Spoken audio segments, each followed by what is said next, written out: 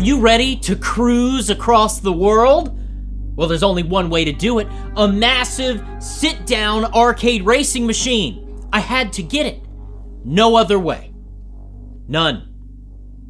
It's the only way you can do it. Yep. True story. You're stuck. Cruisin' World, the sequel to Cruisin' USA, from Midway and Nintendo. They had a little publishing agreement as Cruisin' made its way to the Nintendo 64, and the arcade hardware was built from Ultra 64 hardware. Only on Nintendo Ultra 64.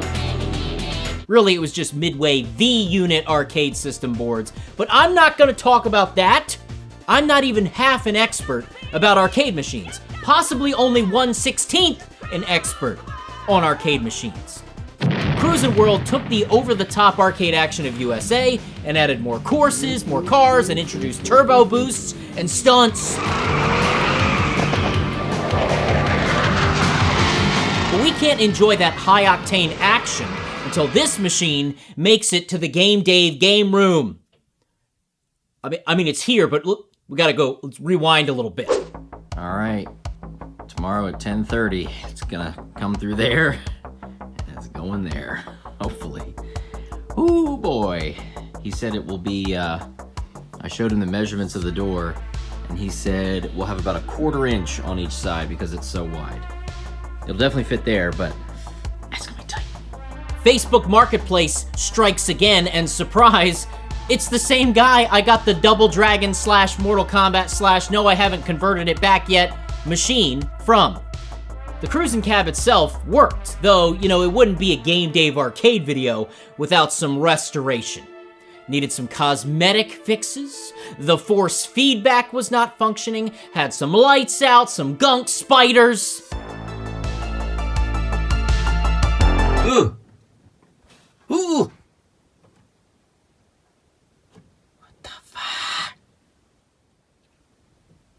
Okay. All right. Okay. Oh, God. Oh, God. Where is it? Oh, God. But first, I gotta get this thing in my basement, like it is now. Oh, crap. Are we gonna die? What do you think? Today's the day we die, boys. Yeah, boy. I don't know if this is gonna work. Here we go. This is a lot bigger than a little old Taito cabinet. Can my sliding glass door handle the power?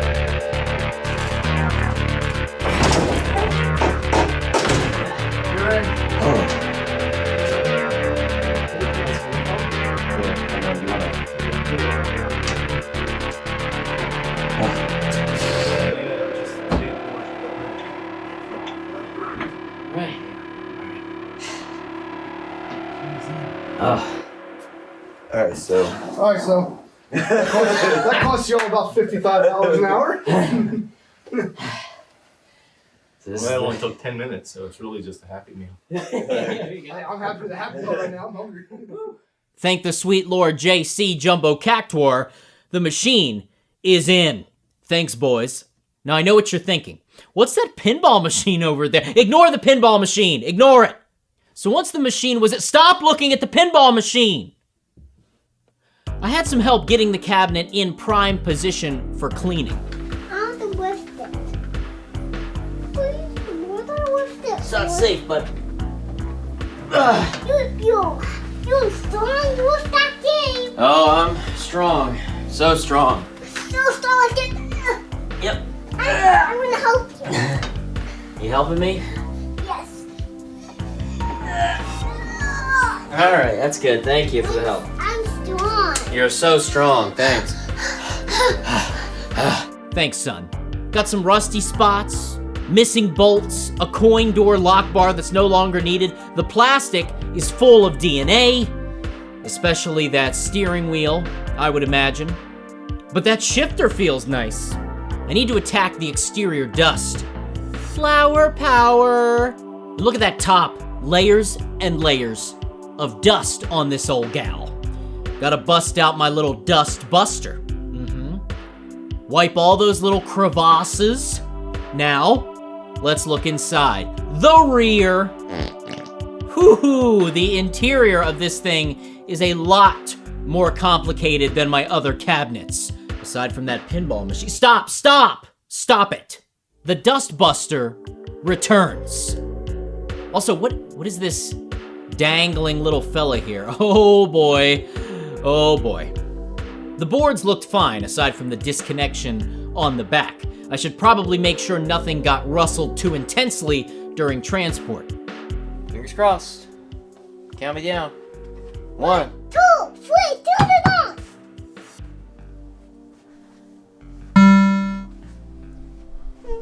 It's okay. It's starting up.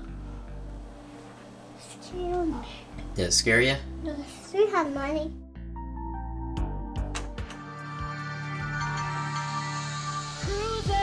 Good. Sweet relief. She turns on.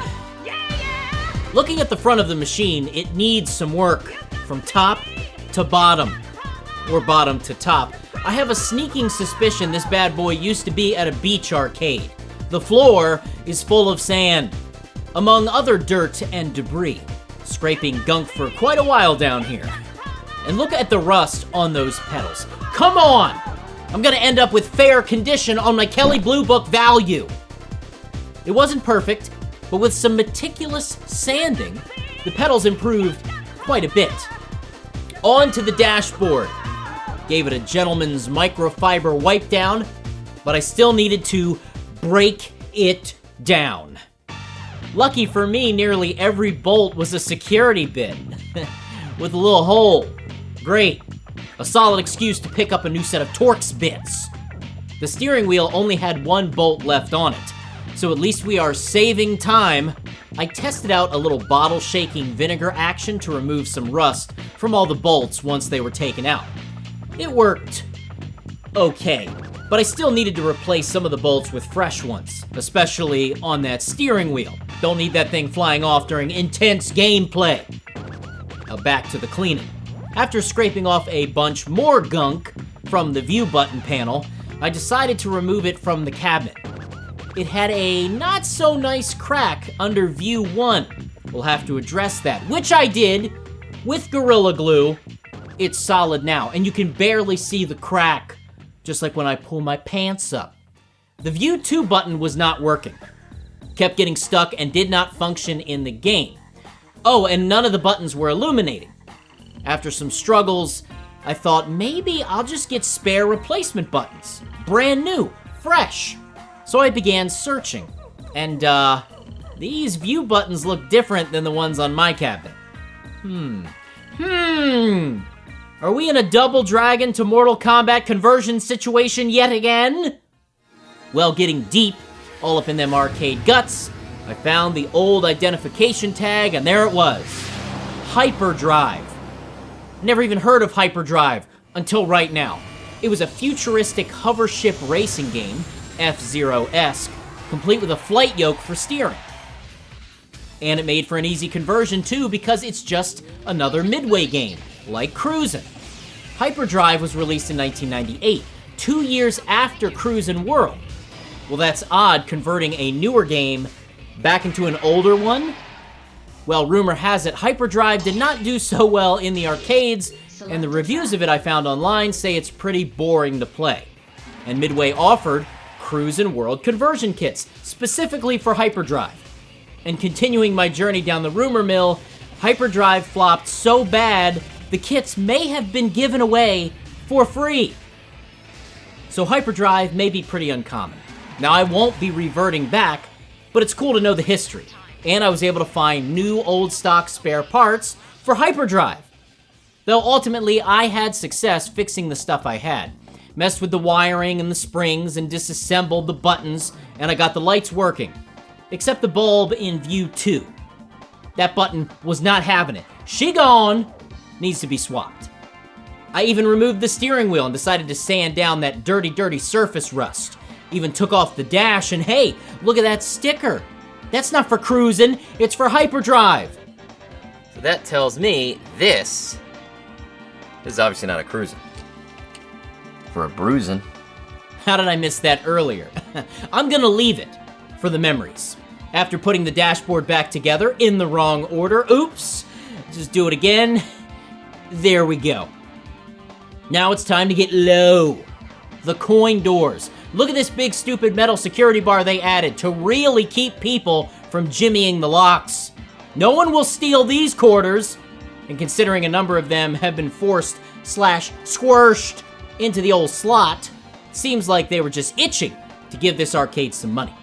Of course, we open up the coin deposit and, all right.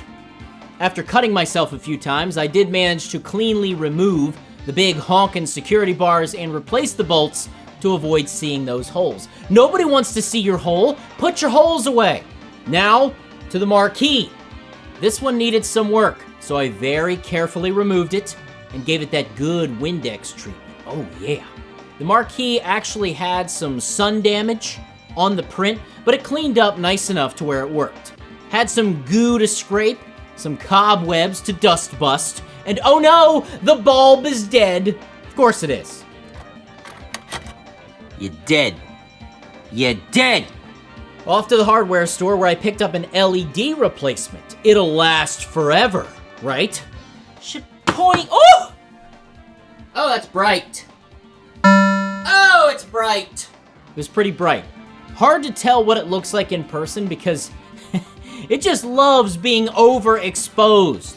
And you don't want us exposing ourselves. Side note, I haven't said it enough before, moving this thing by yourself is not easy. Scratch that. Moving this thing by yourself when you're me is not easy.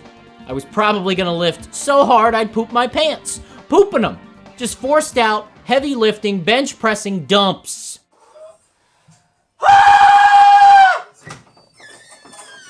My back. Oh, still hurts a little bit. It's not quite there. Lift with your legs. I know. I'm sorry.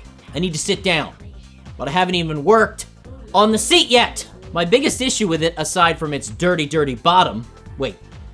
Is that gum? Who chewed gum and specifically placed it inside the bottom of the cabinet? How would you even get in there?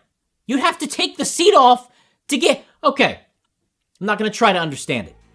Moving on, the chair slide mechanism wasn't working properly either. When I first drove over to test the thing out, it would slide back and forth but would not lock into place. The original owner, Jeff, mentioned that it likely just needs a spring to fix the issue. Okay, cool. But it seemed locked down, wasn't moving at all now.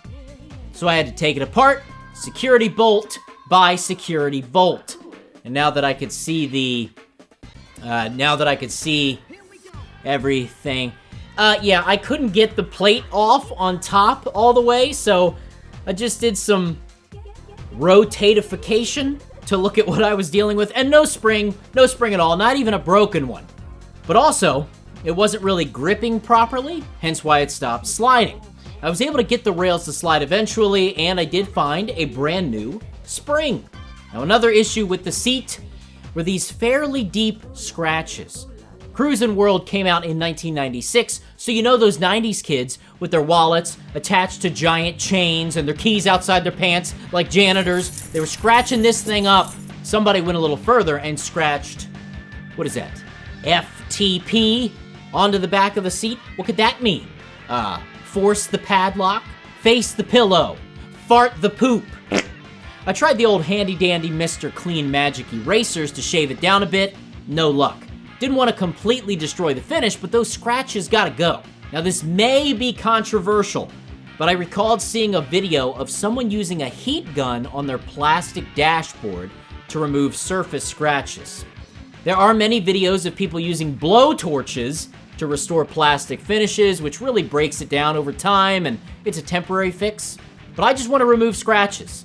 So I gave the heat gun a try. Warning, again, I'm not an expert. And overall, darn if it did not work real good like. I'm super happy with those results. Now, I had no intention of fixing the force feedback right away. The game is perfectly playable as is without the wheel pushing back against you, but I just wanted to figure it out. It could be any number of things though. The main board, the steering controller board, potentiometers, the belts, the motor itself. That's a lot for someone who doesn't know what he's doing. But remember, that little dangler hanging next to the steering controller board? Let's plug it in. Let's see what happens. Oh, shit. All right, let's see what happens.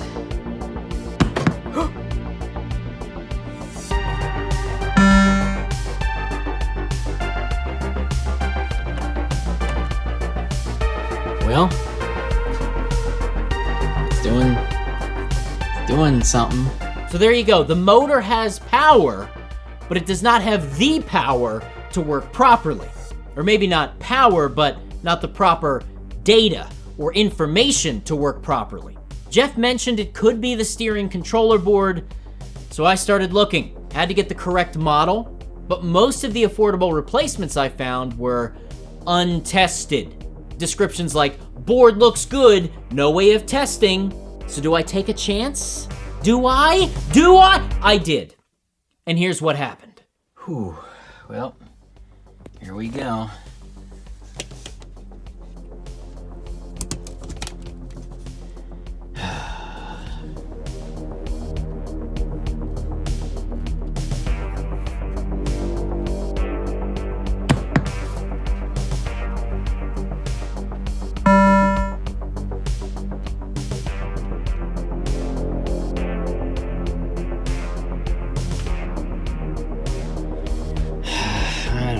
I guess not.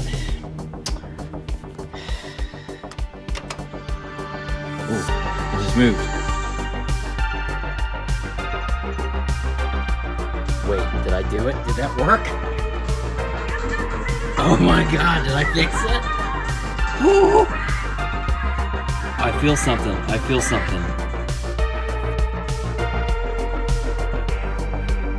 Let's see if it'll settle.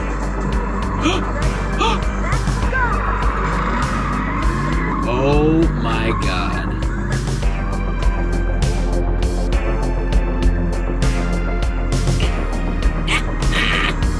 It worked! I went into the diagnostics menu, I calibrated, tested, the motor was working. I was satisfied with the work I'd done, and it was time to put the thing into position, attach the seat, and play the freaking game. Hey, remember when I said how heavy it was for little old me by myself? Hoo-hoo! Oh yeah! Oh, just take all this in real quick. Oh my god. Is it rolling? I can't tell if it's rolling!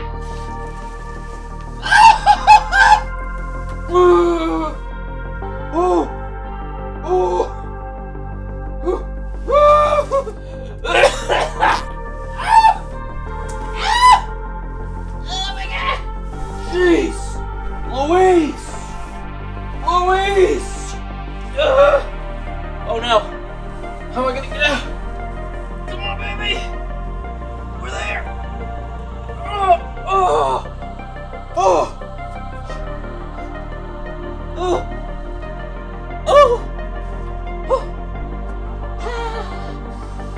Embarrassing. This is before I started working out. And finally, after plugging in the power and trying to remember where the top switch was... Cruisin'! Cruisin' the world! Cruisin' the world! It was finished. So exciting to have my first ever racing arcade machine. Cruisin' World. It's a fun sequel to the original USA. It's cool to go to Egypt and Japan, China, New York, around the world. You can even race on the Great Wall, friends. You gotta have it. You can run into other cars ridiculously, slam into animals which explode. No, not the kangaroos! The N64 version, they don't explode. And not at all. Censored. And you can double tap the accelerator to do wheelies and those stunts to get an extra speed boost. It's one of my favorites, along with Daytona USA, but I don't think I'll ever see that machine. Never say never, though. It's been such a fun learning experience, messing with these old arcade machines. It's stressful, but you get in there, you accomplish something with your hands. Almost like I'm a real man. So what does the future hold for my little arcade setup? I have that Mortal Kombat to revert back to Double Dragon.